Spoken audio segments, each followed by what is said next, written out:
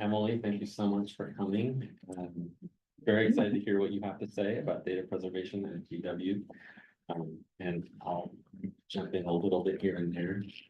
As much as you want to, and there are some people on this call who have been working on the project. This is, I think, somewhat informal, so if there's anything I'm missing or anything you'd like to add, please feel free to jump in. Can you hit record? It is recording. Yeah.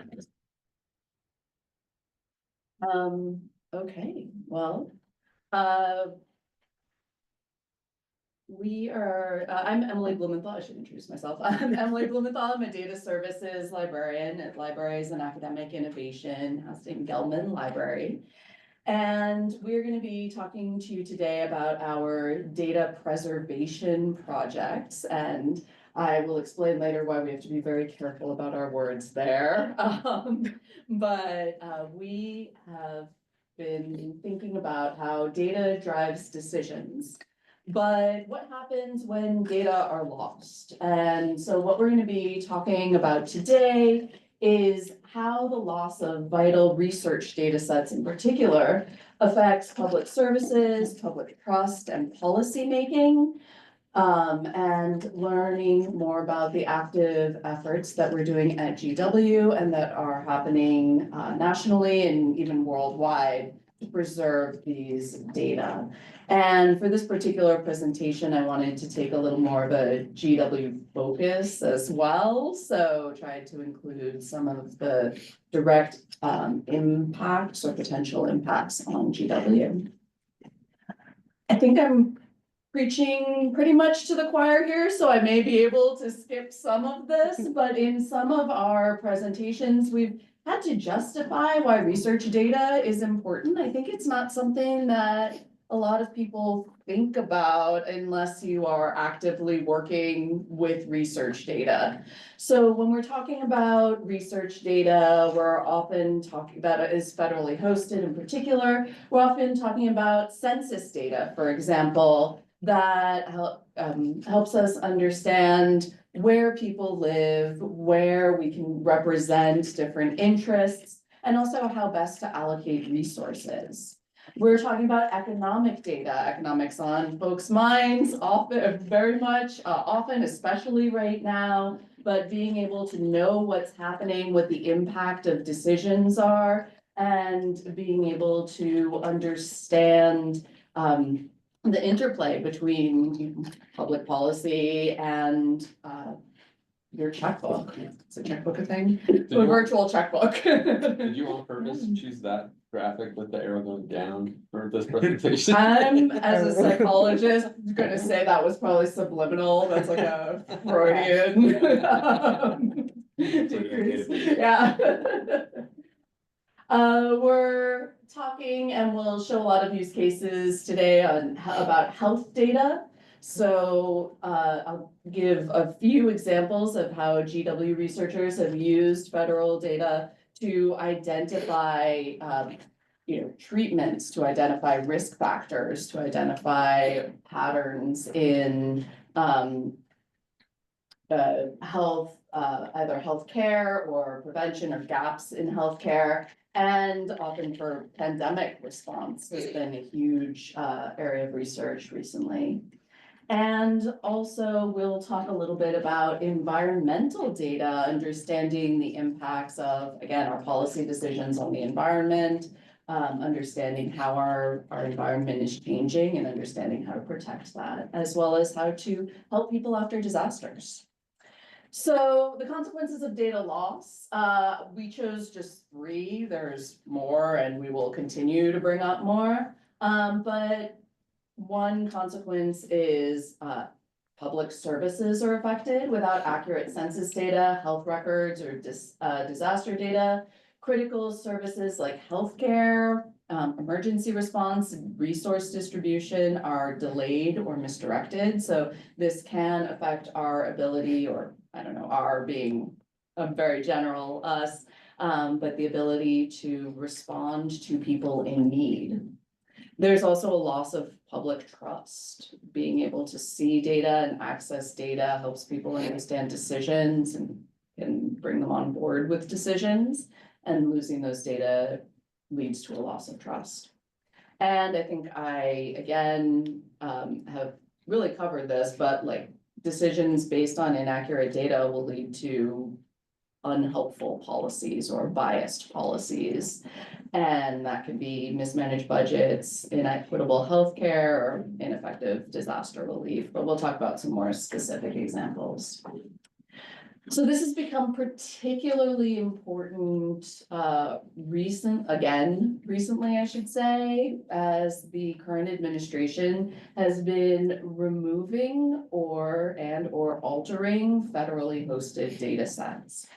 So just from a GW perspective, I've been in a lot of conversations in the past 18 months since I joined GW about whether we should have a GW data repository. Should we host our own research data sets? And before a few months ago, our general response was no, let's use the federal data sets because it's easier to find information, it's easier to share information, they're persistent. That was a mistake. We were wrong. So there's been a lot of press and a lot of awareness about how these federally hosted research data sets, the Centers for Disease Control, the NIH, National Institute for Health, data.gov, all of these data sets are at worst, actually, I don't know, I don't want to put a value on it. Often disappearing also, I think it's equally bad when they are being amended without awareness of those changes. So we'll present an example of a data set where they removed gender and sexual orientation information from data sets without saying anything, just kind of quietly disappeared. And in doing so, we're disappearing some of our more vulnerable populations.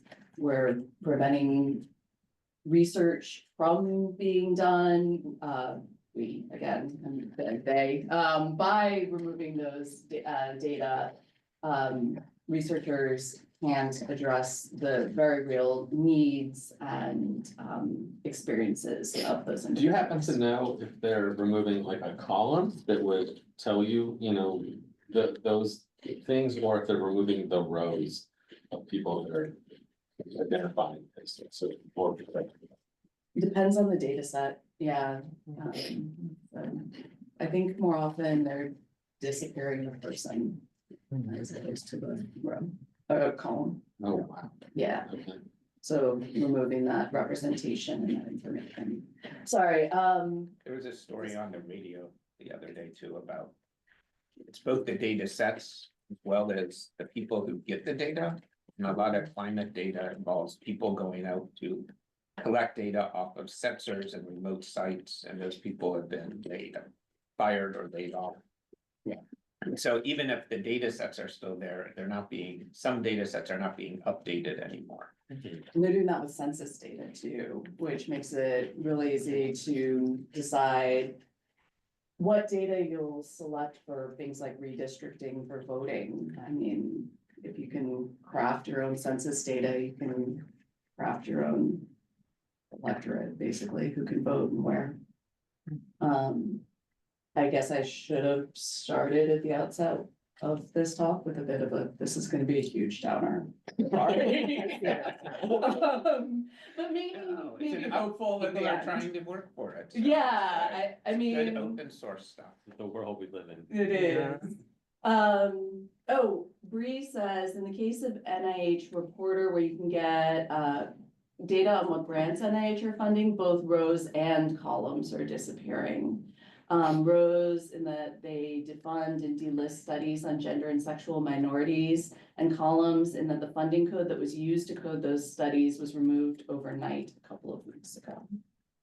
And we actually have a potential project we could really use some help with an unnamed source that has some of that historical information and could use some help finding out where to accidentally drop a hard drive or something, parking lot, that's, you know, we'll come back to that, but yeah. Yeah, so thanks, Bree, that's really helpful information. So I think we've talked about this. I mean, I've really spelled it out, but I'm not sure that I need to. I wanted to show a screenshot I took from the Youth Risk Behavior Surveillance System. Youth Risk Behavior Surveillance System is being amended. And they've changed the notification now, saying that these data are being amended in compliance with the current administration's executive orders. But you can read the initial notification that they put on there. That was per a court order, HHS is required to restore this website as of 11:59 PM Eastern Time, February 11th, 2025. So it was fully removed at first, then it was restored, and now they are amending the data. Any information on this page promoting gender ideology is extremely inaccurate and disconnected from the immutable biological reality that there are two sexes, male and female. The Trump administration rejects gender ideology and condemns the harms it causes to children by promoting their chemical and surgical mutilation, and to women by depriving them of their dignity, safety, well-being, and opportunities. This page does not reflect biological reality, and therefore the administration and this department rejects it. So you can see, and we've shared examples already of how losing the data can affect our understanding, but there are other ways that these data have been changed. It's not only data that have been disappeared, but if you're not aware that your data set is missing individuals or is missing columns, that can lead to people acting in good faith and making mistaken conclusions because they're not aware of those changes. There are also access restrictions, there's metadata loss, and a few slides ago, or last slide, I don't remember, we talked about data hoarders, and the Reddit data hoarder community has been hugely helpful, so I don't want to actually like, I don't want to diminish their work, but I also want to make it really clear that the work we are doing now, and we will be talking about, is not data hoarding, specifically because I have a ton of data on a hard drive, some in my backpack right now. That's not helpful. I mean, we want, as you mentioned, like lots of copies, keep stuff safe. We want lots of copies, but we want these data to continue to be publicly accessible. So we need the data. We also need the metadata so we can find those data and we can understand the data. I think I have more in my next slide. So, Bree already brought up the issues with funding instability, as well as storage fragility. I mean, we need a centralized place that has long-term storage capabilities. The hard drive in my backpack is not a great long-term storage solution. I think we can all agree on that. And then, as you mentioned, on like, people are leaving these positions, they're being fired and, or whatever it is, laid off. And when that happens, we lose the knowledge of the data sets, we lose the ability to collect new data, and we lose the ability to share these data. So I think this is really important and this is documented as well. So this has happened before. Some of you may have heard about this in 2017. Researchers and librarians have the previous Trump administration was removing climate data specifically. And so there were initiatives and projects to find long-term sources to preserve climate data. So data refuge was one of the large reactions in response to that. I have a friend that was a climate scientist who got a job at the EPA months before the first Trump administration, and he had to change his title because they knew they were going to try to remove climate scientists from the EPA. So he changed it to like data analyst or something. You know? Okay. A lot of double speak is Horrible.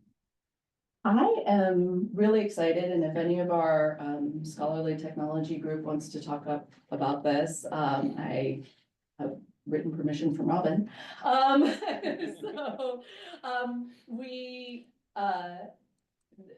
GW, a while back, developed the social feed manager, and this was developed by GW Libraries and Academic Innovation. Social feed manager was an open source tool that our librarians at the time, this is before I got here, but archived and collected and archived social media data from Twitter, from Tumblr, Flickr. And this is really an important tool in preserving this information, especially since, as we know, things like tweets can be deleted and we need the information for long-term understanding of what's happened in the past and awareness in the past. And this has, with the rise of like API, you know, having to pay for the APIs, I think we're no longer collecting new data.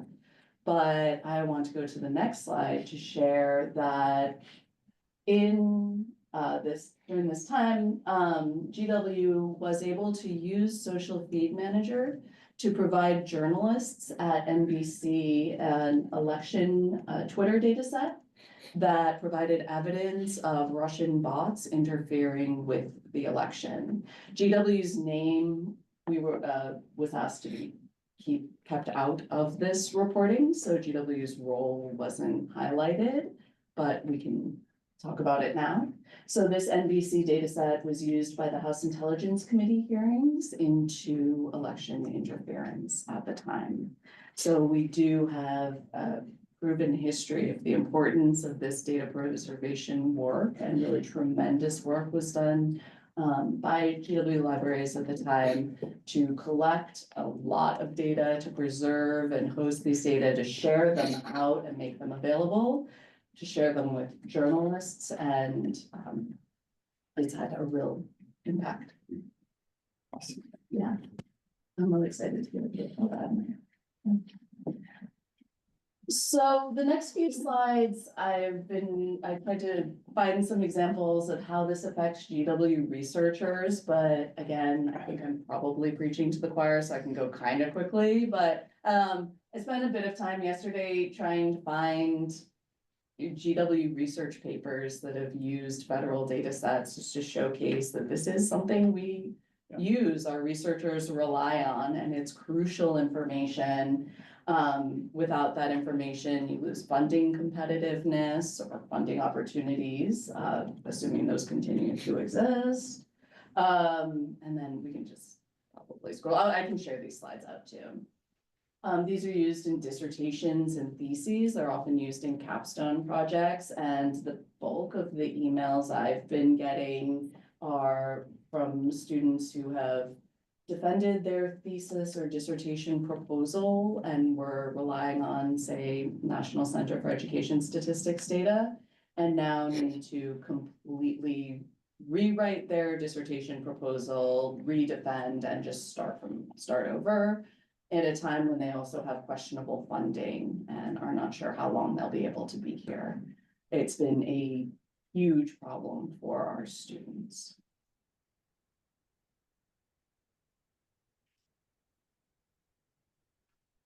During the previous Trump administration, the Nelson memo was promoted to ask us to share research data to make research more transparent and available, and to gain public trust.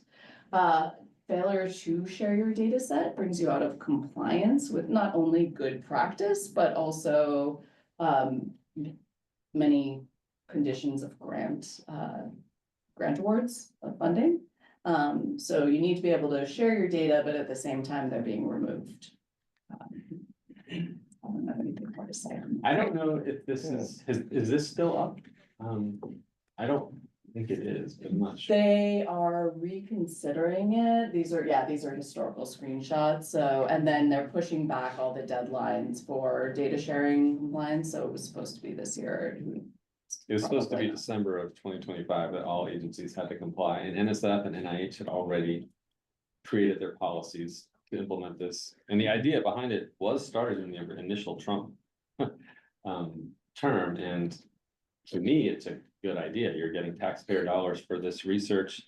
The taxpayers should have access to all of the research outputs that they're paying for, you know, as not violating data privacy or anything like that, but what could be shared should be shared. Yeah, I totally agree.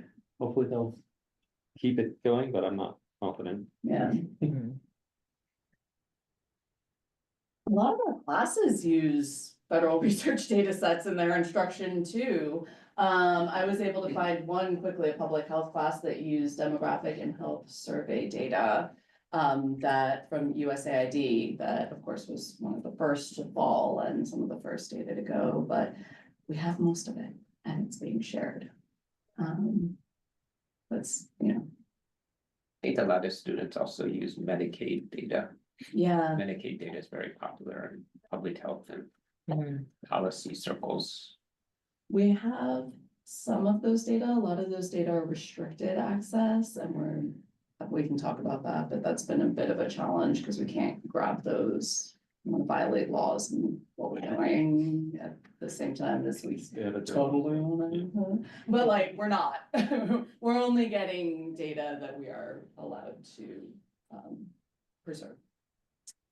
Okay, so there are also quite a few really cool GW articles that use federal data sets for amazing interdisciplinary work.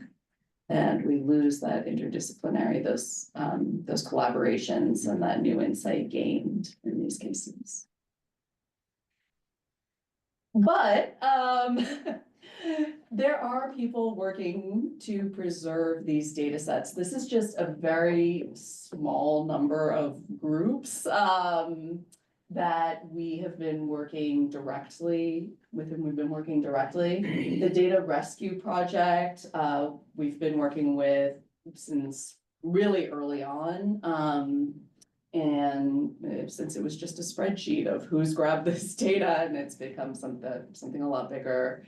You know, preserving data sets with, I don't even know. When was early on? I know Harvard started way in advance of the election. Did you guys start right before, right after? I started with the Data Rescue Project kind of right around when USAID was being shut down and I was made aware of it. Harvard and some information, Harvard Law School in particular saw this coming. So like right after the election, they did a shallow crawl, I think, of data.gov and have been hosting those data. But Harvard also has like the data, they have a data warehousing thing. In addition. Harvard Kind of like a Dataverse. Kaggle type thing. Yeah, Harvard Dataverse is another repository where individual researchers can put their data for sharing. And then they also did this like crawl and backup of federal data sets and got in there early, which was great. ICPSR, the Inter-University Consortium for Political and Social Research, hosted the University of Michigan, has established a repository that I should have put the name on the slide, I apologize. Data Lumos, and Data Lumos is an open repository for hosting and sharing federal research data sets specifically.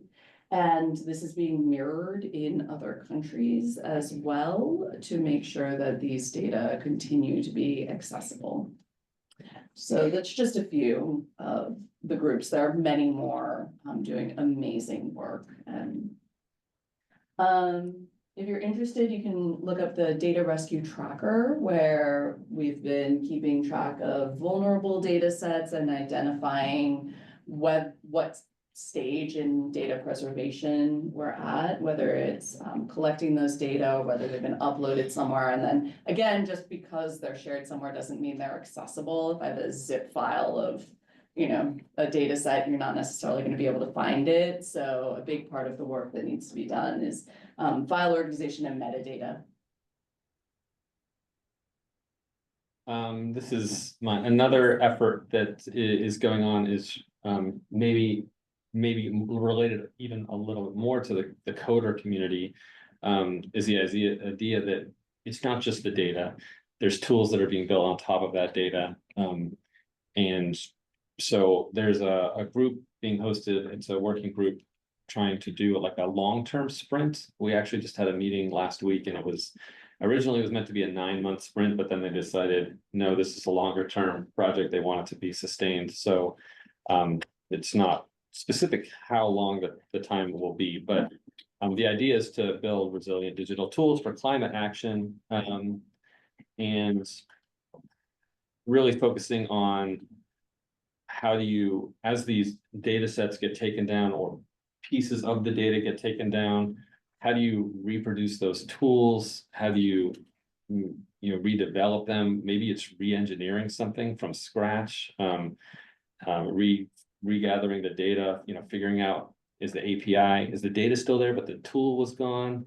And you just need to like redo a new tool with the same old API, or anyway, all the different aspects of it, and how can we, where I get really excited about this is, and I don't want to say thank you, Donald Trump, but this kind of a disruption could be giving us an opportunity to plan more of a commons infrastructure where we're not dependent on companies and governments that can change depending on who's in charge, but we can have a commons where we all start sharing. And these discussions are happening in these working groups. It's really exciting to be a part of. So I'm optimistic, though it's horrible times right now, that there is exciting work to be done. And there are people, really smart people that are working hard on not just getting and preserving the data, but also how do we build infrastructure and sustainable processes and a commons where we can move forward and have confidence that the data is not going to just be removed again from whatever the next group is that changes their mind. Yeah, I want to just emphasize how important these tools are, because not everyone is a stats expert, right? And like these tools made the data, a lot of these tools made the data accessible to everybody. If you want to go in and get all the raw numbers, you could do that. But if you're not a stats expert, you could build your own visualizations, you could gather information in a meaningful and hopefully accurate way. And so removing these tools, if you're in education, maybe you used NCES Data Explorer, or is that what it's called? If you're environmental, it was like EJ Screen. These are being removed, which is another layer of removing access to information, even if the information is maybe still there. Yeah, and not only that, but 18F is, they were all removed. And that was a group that was building tools on top of this data to make it accessible. Their claim to fame was fixing the healthcare.gov site. But they have been doing a lot of work in the last 10 years to make different sites much more accessible, like the data much more shareable and open and trusted and usable.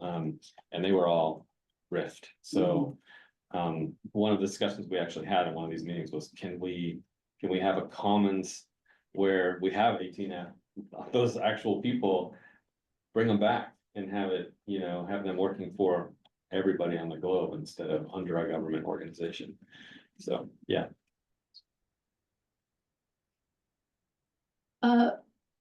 One of our data preservation efforts has been to share a guide to alternative data sources. So if the data set you are looking for, or your students or colleagues are looking for, is not available, or maybe you don't trust that it is complete, we've been working to post where additional places where these data have been preserved.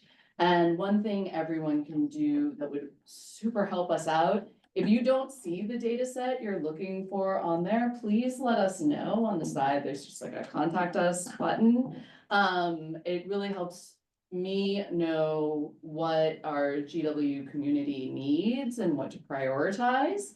And so, yeah, please feel free. I've had one professor email me like 7 times yesterday, and I am thrilled. I'm so glad to know what they need at Milken, and what data they're using and looking for and what they're not finding. So yes, please contact us if you're not finding the data set, and we'll either find that addition or that alternative data source and share it on the guide, and of course, share it with you if you've contacted us. Or we'll identify it as something that we need to preserve and coordinate internally. There's a lot of people in libraries and academic innovation, and also Himmelfarb Health Sciences Library have been working on this data preservation efforts. Has there been any effort to, I guess, reach out to alumni and grad students who may have these data sets already? Oh. Because a lot of students get access to it, they download the whole data set and then break out the parts they want, and it probably sits on their backup drive on their desk. Already there. The next slide or two. Sort of. Sort of. Um, Do you Yeah, want we me to can go talk. one more, if you can go like one or two, yeah, and then we'll go back. okay. So, you all have been getting tons of emails about transitions, and the research updates was long, so I understand that, like, information has been getting lost. Another thing we really need help with is sharing this, and how, like, who to share this with and how to share this out. And I'll be talking to the Faculty Senate Research Committee tomorrow about this as well. But we've formed the Research Data Management Task Force, which is a collaboration between Libraries and Academic Innovation, Himmelfarb Health Sciences Library, GWIT, and OVPR. All of us have been working to gather information. And we have 2 surveys that are brief, but would be super helpful. I know everybody is all surveyed out, and I apologize. But one is, if you've downloaded a research data set, even if it's not a federal data set, we've had folks reach out, and some folks from the law school, be like, you know, we have these data, they're potentially at risk, I don't want them only on GW servers. Help me find a way to, you know, preserve them long-term and maybe embargo them if they're not ready for public sharing yet. And we've been able to help with that. So if you have a data set, if you know somebody who has a data set, it'd be great if you could just fill out that form. It's just easier to have a form. You can also just email us. And then also, if you know of a data set at risk, if you could identify that on our second survey, and just let us know what we should be targeting. That's really helpful for directing our efforts, for knowing what we on the data preservation side should be working on, knowing the folks, you know, working on the guide, what data sets to put on that guide. And for OVPR also to know like where they should be focusing their efforts and who to be in communication with. Emily, might your Go link be broken for data preservation?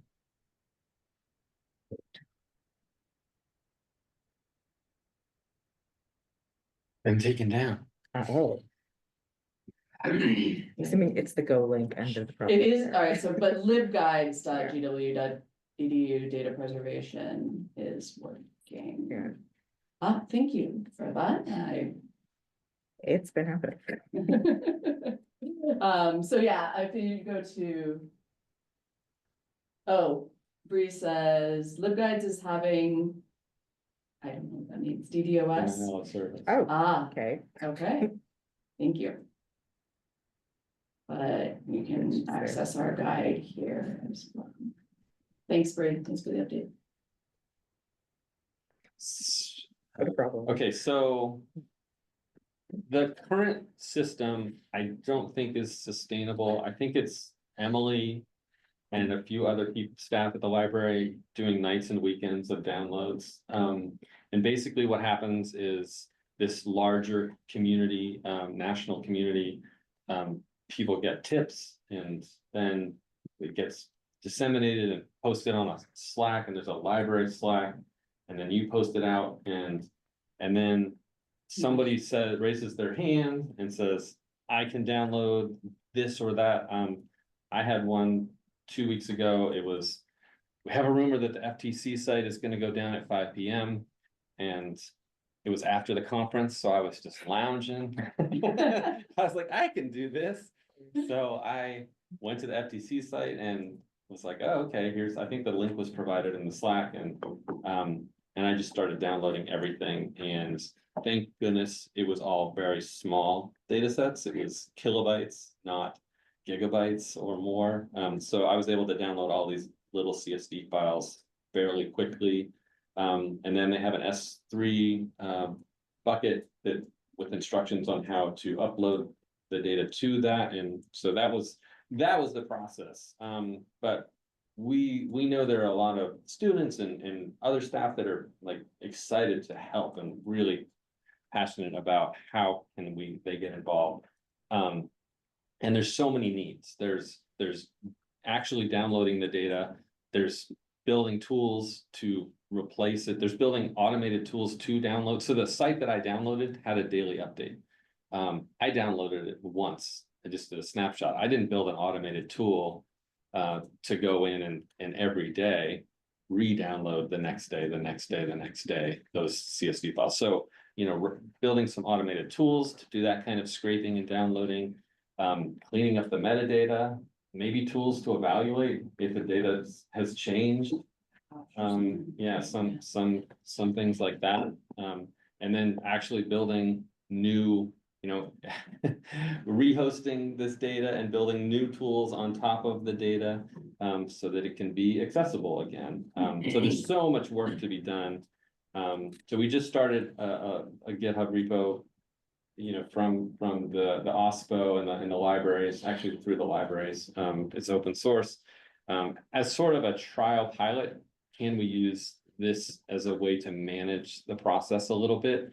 We're still experimenting with that, and I'm not sure how we get the word out through GitHub. If anybody has any ideas on how we can, make it clear to, maybe there's some kind of subscription model. I don't know if you can, how you make that happen so that people can say, hey, I'm interested in helping. These are my skills. And then as a new issue gets put up on the GitHub repo, they could sign up for it, and maybe it's just a matter of telling people to start watching this repo. Following it, you'll get all the emails.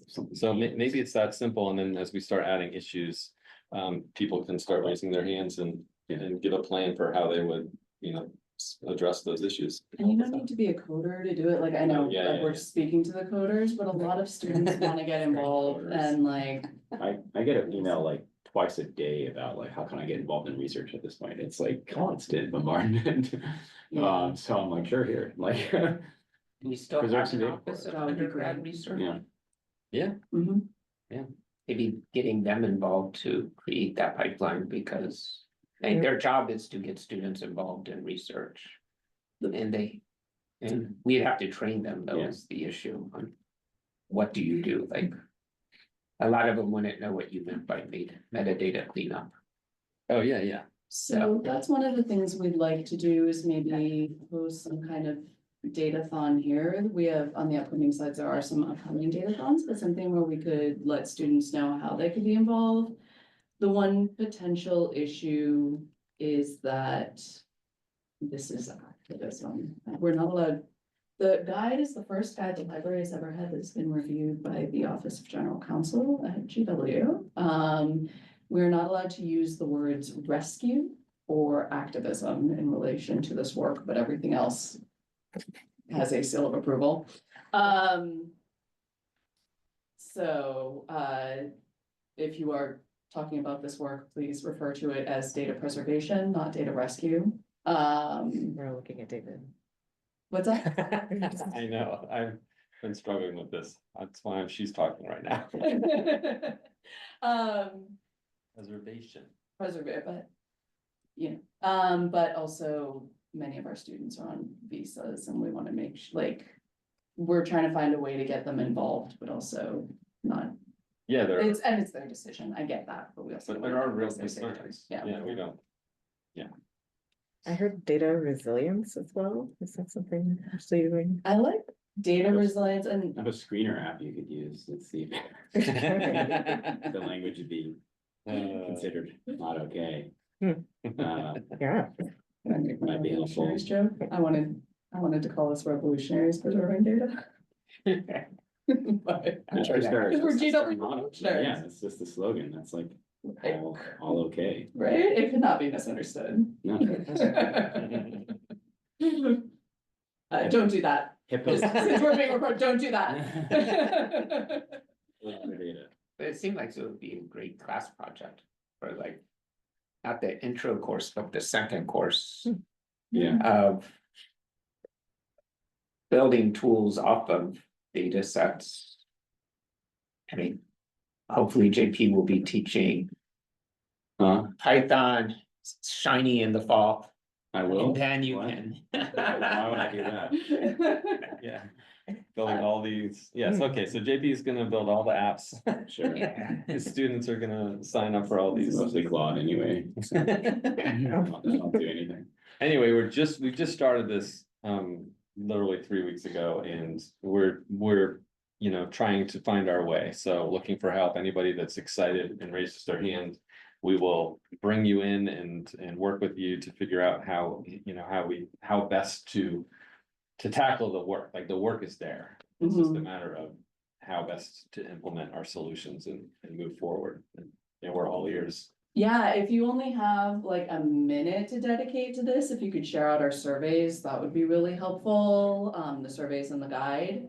If you have more time to help with like strategizing, or, you know, managing the GitHub, or, you know, inviting students in, all of that is helpful. And if you want to get involved in the preservation, then that's also helpful. So lots of ways to get involved that would really support the work we're doing. I added one more slide, because I just found out about this week. Oh, yeah. The Naval Academy had almost 400 books removed. I think, I don't know why, something to do with the administration and perhaps the mega screener tools, or words. So there's a really nice display on the 6th floor of Gelman, but Maya Angelou books were removed, Ibram Kendi. So things about race, there was a Holocaust memorial book removed. Again, all the things you would expect, gender, race. Yeah, so it's happening in our federal government. Books are being removed. It's not exactly data, but it is data. Yeah. So, just want people to be aware. The library's trying to help by bringing attention. Yeah, the list of the books is in the link. We'll post the slides. And I think. Oh yeah, I forgot. We have more stuff. Yeah, well, so we have some, we mentioned where we could use some help, so helping with the GitHub repository, also a potential maybe datathon. The OSF link that I forgot to put a name to that's down there is, the data rescue project group has like a playbook already for how to host a datathon. So they have slides, they have a curriculum, they have announcements. I think they even put like an attendance sheet on there. They have everything we would need to get this done, so we're not like starting from scratch. And if you're interested in seeing how that plays out, I think on the next slide in a couple weeks, the Research Data Access and Preservation, RDAP, will be hosting a data rescue hackathon. I think that's a 1 hour thing, right? It's short and it's more communicating what you could do and how to get involved and where to go to get involved. Yeah, as opposed to like a full event. It's a low commitment. Yeah. Mhm. I think it's over Zoom. It is. Yeah, it's over Zoom. I think it is an hour and it will share information. Oops, I didn't delete that last line very well. So this is a little bit tangential, but there's a UN open source hackathon, June 16th and 17th. And they haven't settled on their like main challenges yet. But I'm thinking this might be one of their challenges. I don't know yet, but anyway, it's gonna be a really fun 2-day event. They're encouraging students to come. So they're encouraging, I think, anybody. But I'm gonna go and be a mentor. And I'm gonna try to get problem statements that I care about involved, but, I am connected with some of the organizers, so, I might be able to have some sway, I'm not quite sure. But, email me if you wanna go, we could try to get a team from GW to go up there, could be really fun. I don't have a budget for travel and lodging, so it's kind of on your own dime, so I might. Perhaps we could get something figured out, but I'm not super optimistic, but assume at the moment that it's you're self-funding. So if you're, I'm actually going up and staying on my friend's pull out mattress to keep the costs down. No hotel bill for me. Yeah, so that's just So it's a again, problem with New York. yeah, email me if you're. Hotels are Yeah, ridiculous. they are ridiculous. If you're interested, I think it's gonna be a really exciting event. That's it. Thank you, Emily. Thank you, David. Thanks for having us here and, appreciate if you can help us spread the So we'll word. turn off the recording now. And then Now we we can can say talk what about you your really stuff. think. Oh. Oh. Just- I'm still not allowed to say data rescue. Only